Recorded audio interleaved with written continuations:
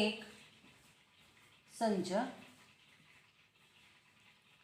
तासिका क्रमांक 5, तासिका क्रमांक 4 मध्ये आपण संचांवरील क्रिया,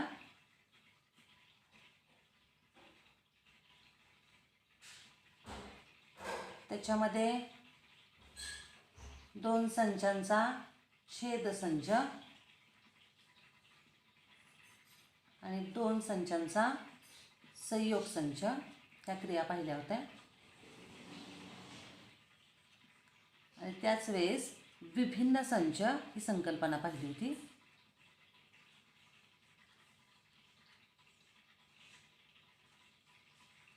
तर बघा, संचावरील क्रियामध्ये छेदसंच म्हणजे काय, तर 2 संचामधल्या सामायिक घटकांचा संच, ए छेद बी, म्हणजेच अशा एक्स घटकांचा संच की एक्स हा एचाही घटक असला पाहिजे आणि एक्स हा बीचाही घटक असला पाहिजे.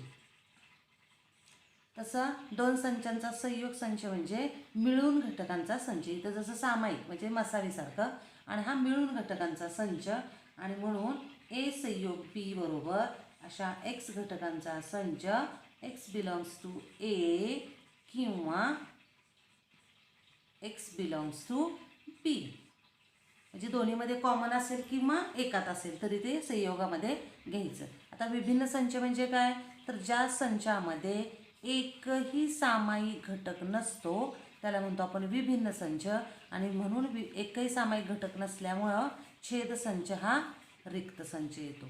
त्यानंतर आपण पाहिलं होतं संचामधील घटकांची संख्या.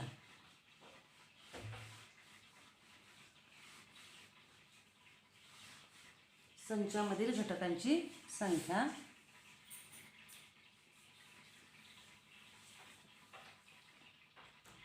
समजा ए हा संच आहे तर ए मधील घटकांची संख्या आपण एन ए याने दर्शवतो.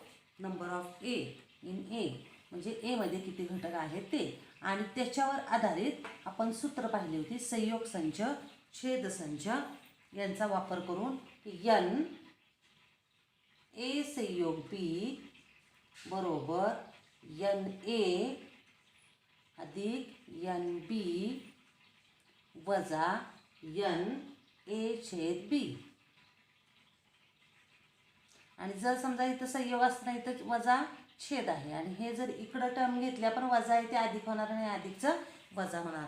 मग हे संचच्या बाबतीत आहे की इथं बाबा सामायिक घटक आहेत, ए मधले घटक आहेत, बी मधले घटक आहेत, पण दोन्हीत नाहीत असं आपण इथं विचार करत नाहीत. मात्र शाब्दिक उदाहरणं सोडवताना हे सूत्र कसं तयार झालं तर याचं आपण जरा एका उदाहरणाच्या सहाय्याने स्पष्टीकरण करूया. समजा असं उदाहरण आहे, थोडक्यात लिहूया की 130 विद्यार्थी आहेत, एकूण 130 विद्यार्थी आहेत,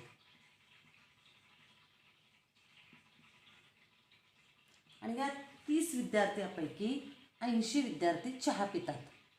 80 विद्यार्थी चहा पितात, त्यांना आवडतो असं म्हणता येईल. नंतर 70 विद्यार्थी कॉफी पितात.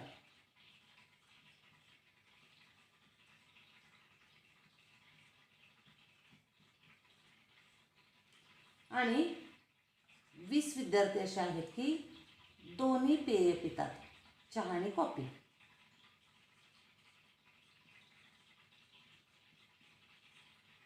प्रत्येकजण एकतरी पेय पितो. मग हे या उदाहरणाच्या सहाय्याने आपल्याला समजा यातला एखादा घटक देतात की समजा 130 विद्यार्थी आहेत, चहा एवढे पितात, 70 जण कॉफी, तर फक्त चहा पिणारे किती, फक्त कॉफी पिणारे किती. तर या प्रश्नांची उत्तर आपल्याला कशी करता येईल तर हे सूत्र कसं तयार झालं या उदाहरणाच्या सहाय्याने आपण स्पष्ट करणार आहे. आता एकूण विद्यार्थी समजा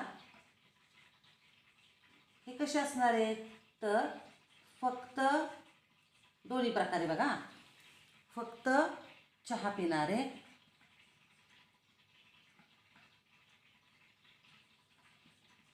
तर हे सूत्र कसं तयार झालं ते आधी सुरुवातीला पाहूया. अधिक फक्त कॉफी पिणारे,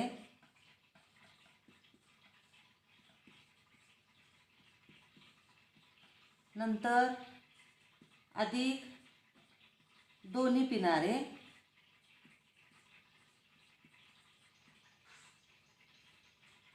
आणि काहीच न पिणारे. आता काहीच न पिणारे इथं शून्य येणार आहे, कारण दोन्हीपैकी एक तरी पेय पितातच असं आपण म्हणतोय. एन ए संयोग बी बरोबर फक्त चहा पिणारे. आता 80 विद्यार्थी चहा पितात, याचा अर्थ त्यातले काही जण कॉफी पित नाहीत असं होतंय का फक्त चहाच पितात असा अर्थ याचा होत नाही. समजा असं एखादं उदाहरण असेल की 40 विद्यार्थी क्रिकेट खेळतात, याचा अर्थ ते दुसरा खेळ खेळत नाहीत असा होत नाही की त्यातले काही दुसरा पण हॉकी खेळ खेळत असतील. तर या पद्धतीनं चहा पितात 80 आणि दोन्ही पेय पिणारे 20 आहेत. म्हणजे इथं NA वजा NA/B म्हणजे कॉफी पिणारे, याच्यासाठी हे लिहिलं पाहिजे. NA वजा, कारण हे चहा पिणारे 80 आहेत आणि त्यातून हे 20 वजा केले तरच फक्त चहा पिणारे येणार आहे. परत फक्त कॉफी पिणाऱ्यासाठी NB वजा NA/B म्हणजे जे कॉफी पितात त्यातनं हे दोन्ही वजा केलं तर फक्त कॉफी पिणारे येणार आहे. दोन्ही पेय पिणारे म्हणजे आपल्याला माहिती आहे NA/B. आणि काहीच न पिणारे इथं शून्य, म्हणजे याचा विचार केला नाही तरी चालतो. आता ह्या टर्मचा इथं शून्यच आहे, त्यामुळे नाही लिहिलं तरी चालेल. मग या सूत्रामध्ये वजा NA/B अधिक NA/B यांची बेरीज शून्य येणार आहे. काय असेल ते त्याची किंमत आहे, एकदा वजा आहे एकदा अधिक आहे, म्हणजे वजा 5 आहे अधिक 5 आहे, बेरीज शून्य येणार आहे. मग काय राहील आपलं, तर NA अधिक NB वजा NA/B. जिथं काहीच नसणारी यांची किंमत किंवा दोन्हीमध्ये पण नसणाऱ्यांची किंमत या उदाहरणामध्ये शून्य आहे.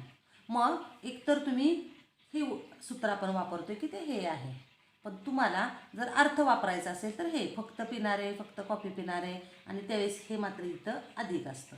आणि जर याच्यावरूनच सूत्र जे तयार झाले ते इथं काय असतं, वजा असतं. आता हेच उदाहरण आपल्याला दोन्ही उदाहरणाने आपल्याला टॅली करता येईल. की आता इथंच बघा, पहिलं समजा फक्त चहा पिणारे कसं काढणार आहे आपण, तर 80 वजा 20 अधिक फक्त कॉफी पिणारे 70 वजा 20 आणि वजा दोन्ही पिणारे काय झाले 20. मग यांचं जर केलं हे 60 अधिक हे 50, हे वजा काय येणार आहे इथं काय येणार आहे, फक्त चहा पिणारे फक्त, आणि हे अधिक आहे. मग आता इथं किती येणार आहे, अधिक 20 आणि बरोबर हे अधिक आहे, इथं अधिक बरोबर 130. आणि आपलं A संयोग B 130 आहेच, म्हणजे हे टॅली झालं आपलं. आता दुसऱ्या पद्धतीनं डायरेक्ट हे सूत्र वापरून बघूया काय येते, तेवढंच आलं पाहिजे. NA त्यावरूनच हे सूत्र आले, NB. पण एवढं फक्त लक्षात घ्यायचं, NA याचा अर्थ फक्त चहा पिणारे नाहीत किंवा A मधले नाहीत, तर दोन्ही मिळून. आणि सूत्र काय आपलं NA/B.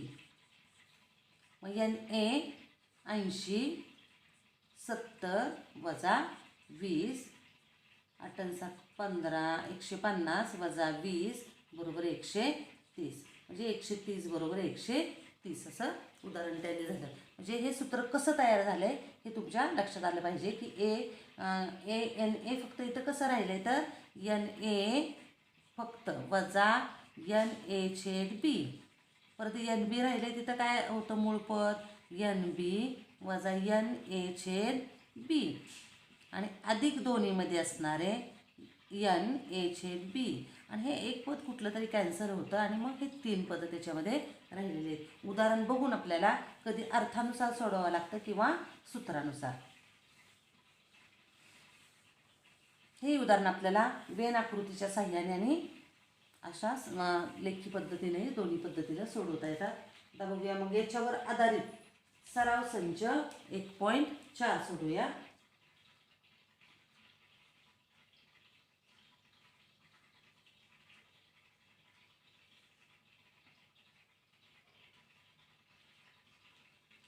काय म्हटले बघा, जर NA बरोबर 15, पहिला प्रश्न, A मधल्या घटकांची संख्या 15, नंतर n a संयोग b बरोबर 29, परत n a छेद b बरोबर 7, तर n b बरोबर किती? बघा, n a बरोबर 15, n a संयोग b बरोबर 29, n a छेद b बरोबर 7, तर n b किती? तर सूत्र माहिती आहे आपल्याला. n इथं आता संख्येच्या संदर्भात आणि संचाच्या संदर्भात दिले. जेव्हा शाब्दिक उदाहरण असतील तेव्हा आपण तो दोन्हींचा विचार करतोय. सूत्र वापरूया. n a संयोग b बरोबर n a अधिक n b वजा n a छेद b. आता n a संयोग b किती दिले? 29 बरोबर n a किती दिलेला आहे? 15 अधिक n b विचारलेला आहे आणि वजा n a छेद b बरोबर किती आहे? 7. मग 29 15 वजा 7 करता येईल इथं 8 अधिक n b. आता 29 अधिक इकडे नंतर 8 झाले वजा 8 बरोबर n b. मग 21 29 वजा 8 या बरोबर 21 n b आणि म्हणून n b बरोबर 21. सूत्राचा वापर करून जे राहिलेले ते आपण काढलेलं आहे. पुढं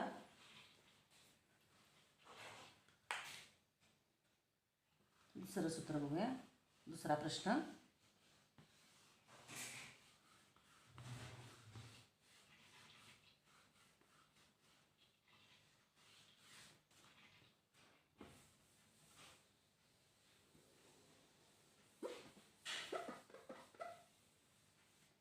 दुसरा प्रश्न बघा. एका वसतिगृहात 125 विद्यार्थी आहेत. म्हणजे एकूण विद्यार्थी 125.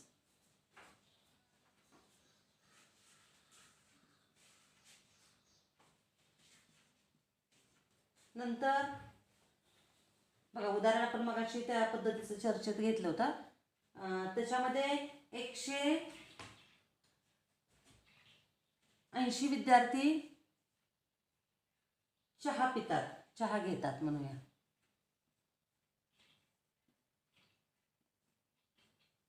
नंतर 60 विद्यार्थी कॉफी घेतात.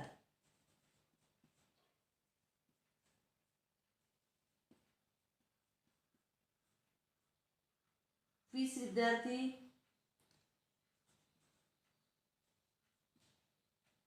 दोन्ही पेय पितात.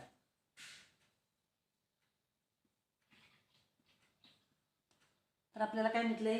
कोणतेही पेय न पिणाऱ्या विद्यार्थ्याची संख्या काढा. त्याच्यामध्ये काही विद्यार्थी येते कोणतेही पेय पित नाहीत, काही विद्यार्थी असे आहे. मग आता सुरुवात कशी करूया? कोणतेही पेय न पिणाऱ्या न घेणाऱ्या म्हणूया आपण शब्द.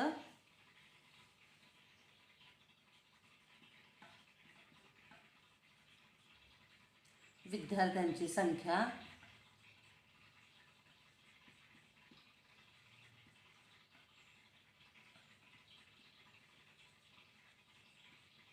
बरोबर x मान. मग आता जे मगाशीच आपली चर्चा झाली की n a संयोग b हे सूत्र n a अधिक n b वजा n a छेद b कसं तयार झाले? तर फक्त a फक्त b दोन्ही आणि यांचं मिळून मग दोन वेळा जे वजा n a छेद b येतं, एकदा दोनदा वजा n a छेद b येतं आणि एकदा अधिक n a छेद b येतं. अधिक 2 मधलं 1 याला जातं आणि 1 राहतो फक्त. आणि इथं आपलं काय अपेक्षित असतं? तर दोन्हीमध्ये नसणाऱ्यांची संख्या 0 आपण धरतो संच घेतल्यामुळं. आणि म्हणून इथं मात्र अजून दोन्हीमध्ये नसणारे शाब्दिक उदाहरण सोडवताना एक मुद्दा फक्त घ्यायचा आहे. एक तर हे सूत्र डायरेक्ट वापरूया किंवा मग ते फक्त चहा घेणारे काढायचे आधी, फक्त कॉफी घेणारे, मग दोन्ही आणि नसणारे, असं दोन्ही पद्धतीने आपण ते उदाहरण बघूया. पहिलंच आता मूळ सूत्रानुसार एन ए संयोग बी बरोबर एन ए अधिक एन बी वजा एन ए छेद बी अधिक काय म्हणूया एक्स. एरवी सूत्र तयार करताना ह्याचं आपण शून्य गृहीत धरलं होतं की दोन्हीमध्ये नसणारे छेदाच्या संदर्भातलं हे सूत्र केलं. हे इथे तेच आपण शाब्दिकसाठी वापरतोय आणि त्यामुळे छेदाच्या याच्यामध्ये ए संच दिलेला असेल, बी दिलेला असेल तर दोन्हीमध्ये नसणाऱ्यांची संख्या शून्यच असते. त्यामुळे याचा तिथं विचार केला नव्हता. पण शाब्दिक उदाहरण सोडवताना तिथं दोन्हीमध्ये नसणारे एक अजून मुद्दा घेतला पाहिजे, ते म्हणूया एक्स. मग एन ए संयोग बी एकूण विद्यार्थी किती आहेत 125, एन ए 80 म्हणूया, एन बी 60 म्हणूया, वजा 20 अधिक एक्स. 125 बरोबर यांची बेरीज केली तर 140 वजा 20 अधिक एक्स. 125 बरोबर यांची बेरीज 120 अधिक एक्स. 125 वजा 120 बरोबर एक्स आणि म्हणून 5 बरोबर एक्स. एक्स बरोबर 5 म्हणजे दोन्ही पेय पिणाऱ्या विद्यार्थ्यांची संख्या किती झाली? कोणतेही पेय न पिणाऱ्या विद्यार्थ्यांची संख्या किती झाली? 5. आता हा पहिला. आता दुसऱ्या पद्धतीने आपण परत सोडूया.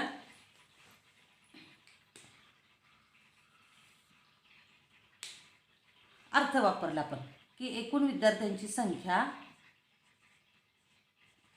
म्हणजे फक्त चहा घेणारे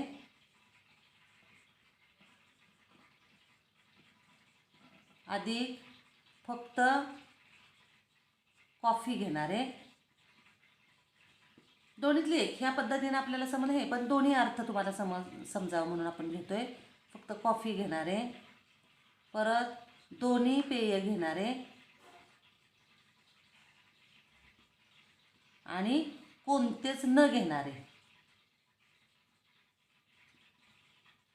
आता एन ए संयोग बी मात्र आपल्याला एकूण संख्या 125 दिली.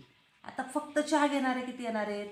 80 चहा घेणारे, त्यातले दोन्ही घेणारे किती आहेत? 20.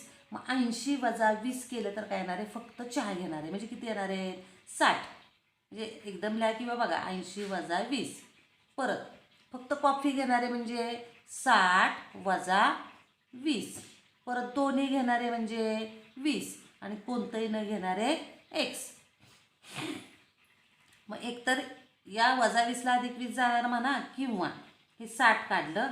असा कधी कधी प्रश्न येतो फक्त चहा घेणारे काढा तर इथं मग 60 लिहिता आलं पाहिजे आपल्याला. हे 40 झालं. परत हे 20 आणि हे किती झालं? एक्स.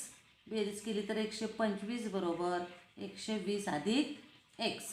मग इकडं आल्यानंतर 125 वजा 120 बरोबर एक्स आणि एक्स बरोबर 5. म्हणजे दोन्ही पद्धतीनं तुम्ही सोडवलं तर उत्तर तेच आलं पाहिजे. तिसरं उदाहरण बघूया आता.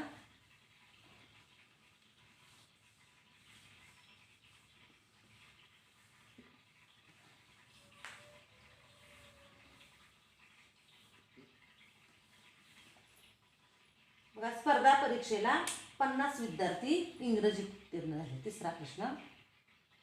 50 विद्यार्थी कसे इंग्रजीत उत्तीर्ण.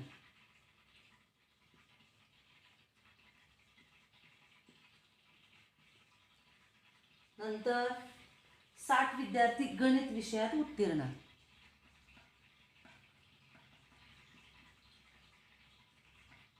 गणित उत्तीर्ण असं थोडक्यात लिहूया. नंतर 40 विद्यार्थी दोन्ही विषयात.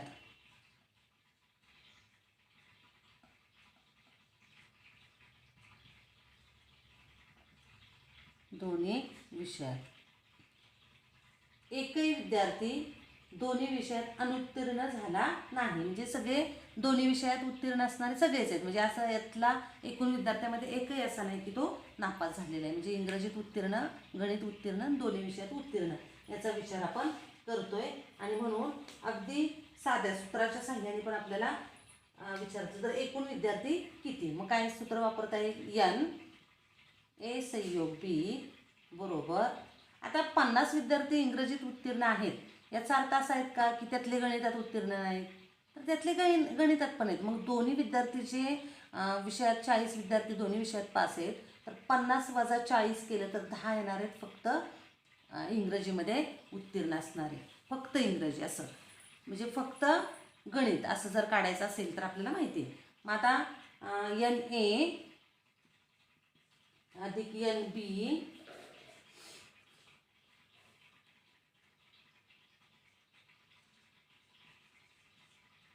काय येणार आहे, वजा एन ए छेद बी. आता आपल्याला काय विचारलेलं आहे, तर एकूण विद्यार्थी किती, एन ए 50 अधिक 60 वजा 40 110 वजा 40 बरोबर 70, म्हणजे एकूण विद्यार्थी किती आले, 70.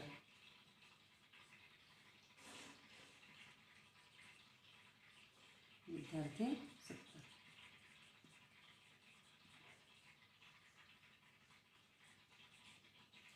अगदी तुम्ही फक्त समजा फक्त इंग्रजी, मग 50 वजा 40 10 परत हे इकडचं असं जरी तुम्ही एकत्र उदाहरण त्याच पद्धतीने सोडवलं तरी तसंच. आता हेच उदाहरण आपल्याला वेन आकृतीच्या साह्याने सुद्धा सोडवता येतं.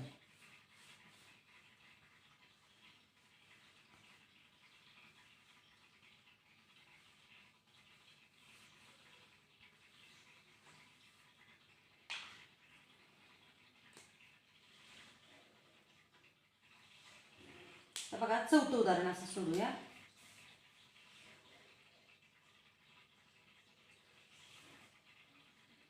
बघा 220 विद्यार्थ्यांचं सर्वेक्षण केलंय, थोडक्यात लिहूया.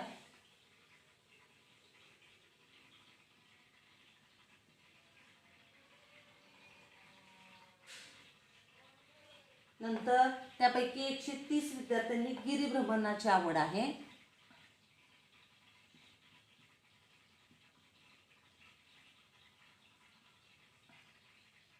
नंतर 180 विद्यार्थी जे आहेत त्यांना आकाश दर्शनाची आवड आहे.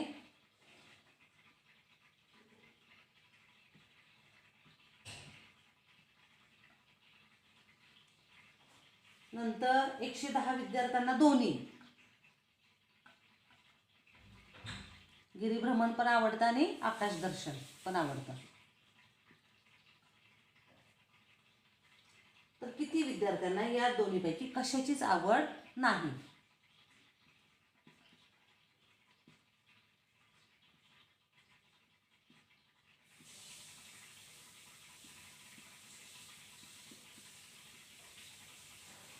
बरोबर एन मानू.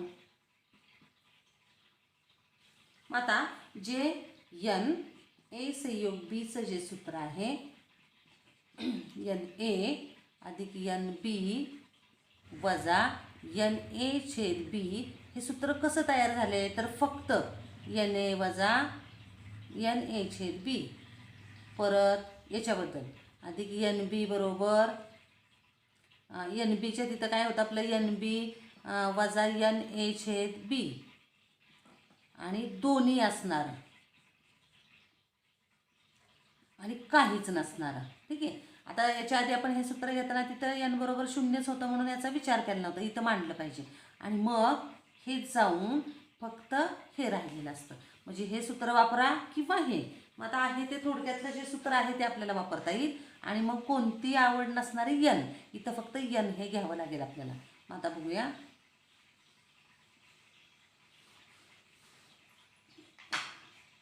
एन ए संयोग बी बरोबर एन ए अधिक एन बी वजा एन ए छेद बी अधिक एन. आता इथं गिरिभ्रमण करणारे त्यातले काही आकाश दर्शन पण करणार आहेत. फक्त काढायचं असेल तर तुम्हाला काय करावं लागेल, गिरिभ्रमण वजा दोन्ही आवडणार, म्हणजे 130 वजा 110 केलं तर फक्त गिरिभ्रमण करणार आहे. आकाश दर्शन म्हणलं तर 110 180 वजा 110 केलं तर 70. पण त्यावेळेस विचारले तसं काढूया आपण. आता काय पहिला प्रश्न विचारले आपल्याला, तर किती विद्यार्थ्यांना दोन्हीपैकी कशाचीच आवड नाही, म्हणजे यनची किंमत काढायची.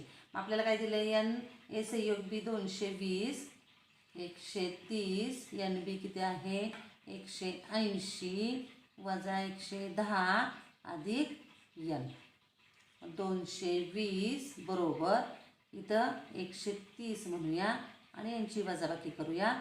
70 येणार. 180मधून 110 केले 70 अधिक यन 220 बरोबर 200. 130 अधिक 70 200 अधिक यन 220 वजा 200 बरोबर यन 20 बरोबर यन, म्हणजे यन बरोबर 20 मिळालं. आणि म्हणून कशाशीच आवड नसणारे, आवड नसणारे विद्यार्थी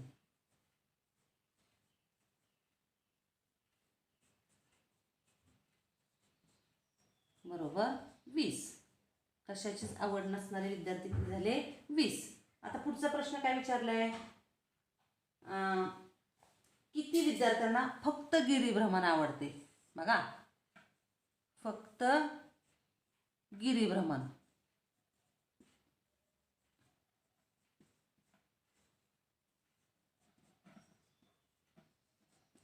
आता इथं फक्त शब्द नाही की 130 विद्यार्थ्यांना गिरिभ्रमण आवडतं आणि त्यातले 110 विद्यार्थी आहे ना त्यांना दोन्ही आवडतं, म्हणजे त्यातले गिरिभ्रमण पण येणार आहेत. आणि मग फक्त गिरिभ्रमण आवडणारे किती राहिले 130 वजा 110, म्हणजेच काय येणार आहेत 20 विद्यार्थी. आता पुढचं काय विचारले, किती विद्यार्थ्यांना फक्त आकाशदर्शन आवडतं. मग आता लगेच लक्षात येते तुमच्या, फक्त आकाशदर्शन आवडणारे विद्यार्थी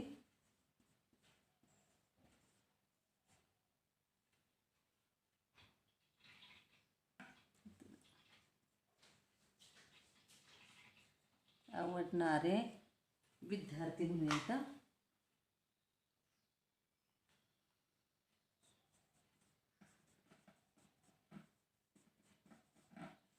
फक्त आकाशदर्शन आवडणारे विद्यार्थी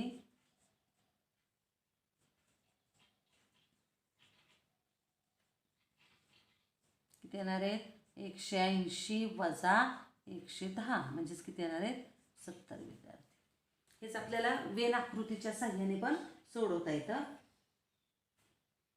तर बघा 20 पहिल्याचं उत्तर, दुसऱ्याचं 20 आणि 30, 3 उपप्रश्न आपल्याला विचारलेले आहेत.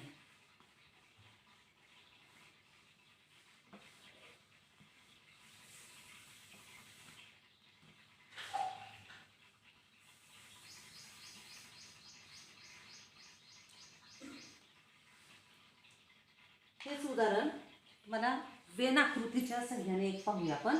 बघा वेन आकृतीत काय करतो आपण, तर आकृतीचा विचार करून एक माहिती असावं म्हणून तुम्हाला हा एक प्रश्न बघूया आपण. हाच आत्ताचा सोडवलेला प्रश्न वेन आकृतीच्या साहाय्याने बघूया.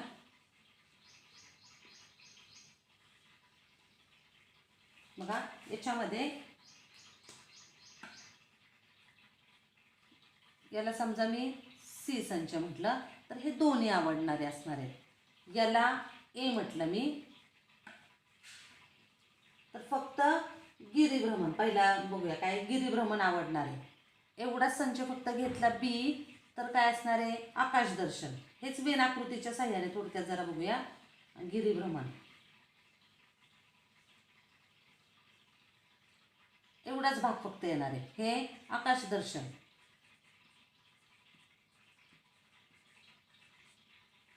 मग आता इथं एची किंमत आता बघा ए बरोबर किती येणार आहे इथं, तर गिरिभ्रमण करणारे किती आहे 130 आहेत आणि दोन्ही करणारे किती आहेत, हे याची किंमत 110 आहे. मग इथं एची किंमत काय येणार आहे, तर तसंच आत्ता मागाशी आपण सोडवलं तसं की दोन्ही म्हणजे गिरिभ्रमण करणारे वजा दोन्ही करणारे म्हणजे 130 वजा 110, म्हणजे इथं बघा 130 वजा 110 म्हणजे किती एची किंमत येणार आहे 20. नंतर बीची किंमत किती येणार आहे, तर आकाशदर्शन करण्याची आवड असणारे 180 आहेत आणि त्यातनं दोन्ही करणारे म्हणजे 110 आहेत, म्हणजे बीची किंमत किती येणार आहे इथं 70. तसंच अगदी आता तुम्ही हेच असं जर लिहिलं ए अधिक बी अधिक सी आणि कोणतंही न आवडणारे यन बरोबर एकूण किंमत आहे 220. आता याचा अर्थ तुम्ही जर एकत्रच नाही केलं तर ए अधिक सी इथं किती असेल, तर आपल्याला दिलेली किंमत 130, कारण गिरी भ्रमण आणि त्यात दोन्ही करणारे असणार आहेत. बी अधिक सी हे न काढता, म्हणजे हे जरी नाही काढलं तुम्ही, हे तुम्ही अर्थाने काढलं, पण इथं समजा ए अधिक सी किती असणार आहे 130, बी अधिक सी किती असणार आहे 180 आणि सी किती आहे तर 110. मग याला समजा 1 म्हटलं तुम्ही, याला 2 म्हटलं आणि हे समजा 3 म्हटलं. आता ह्या सी बरोबर 10 110 ही किंमत बी मध्ये घातली. इथं बघा समीकरण समजा इथं म्हणूया सी बरोबर 110 ही किंमत समीकरण कितीमध्ये घालूया 1 मध्ये घालूया.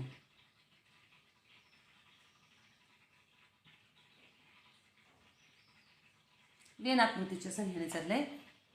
मग सी बरोबर 110 ही समीकरण 1 मध्ये घातल्यानंतर ए अधिक 110 बरोबर 130 आणि म्हणून ए बरोबर तेच मागाशी काढलं होतं आपण 130 वजा 110 ए बरोबर काय झालं 20 आणि ए म्हणजे काय तर फक्त गिरिभ्रमण, हे काय फक्त आकाशदर्शन.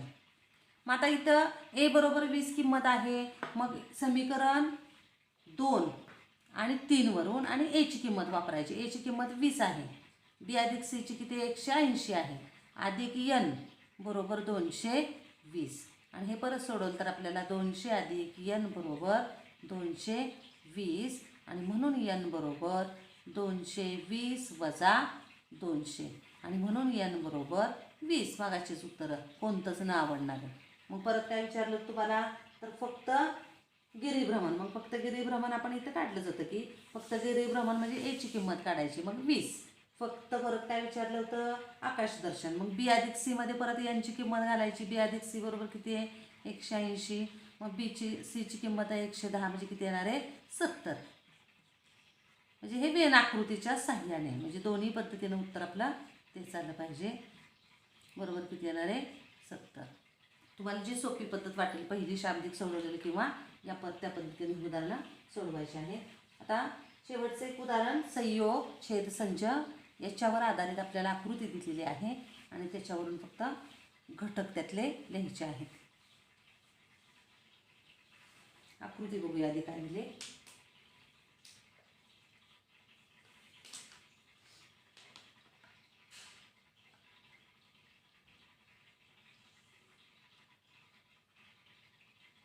संच दिलेले 2,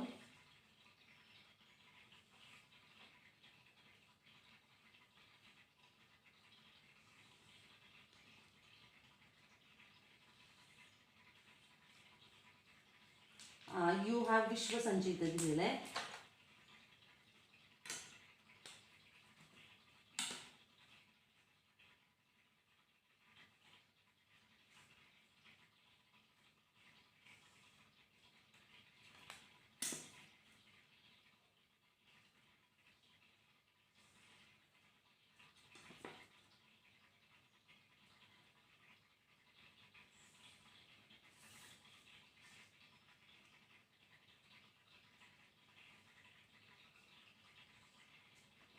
जोडूया.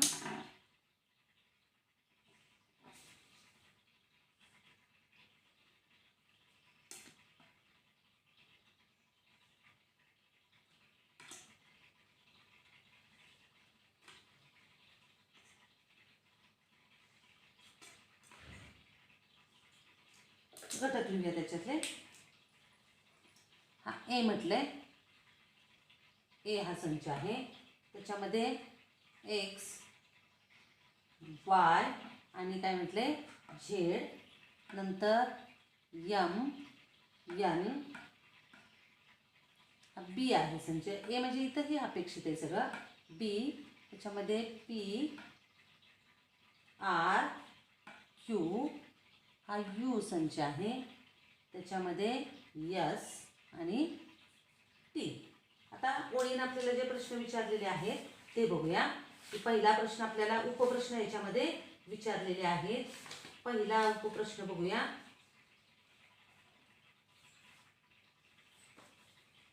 लिहूया दे.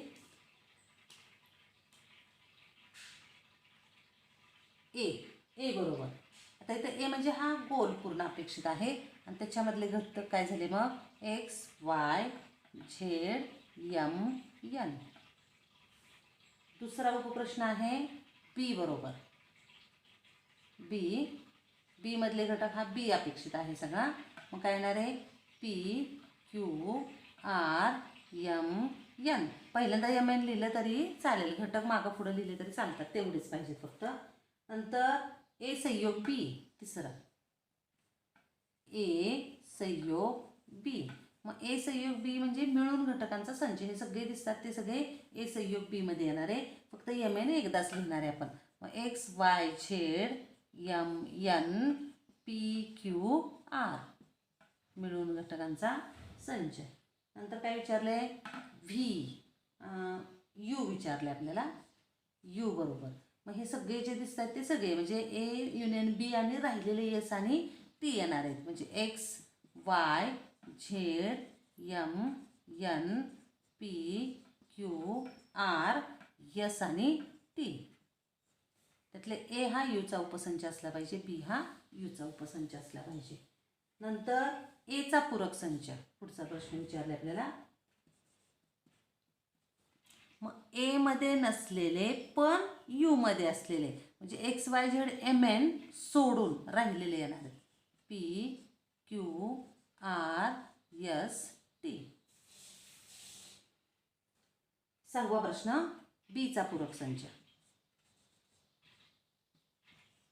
बी मध्ये नसलेले पण यू मध्ये असलेले म्हणजे P Q R M N सोडून राहिलेले घटक.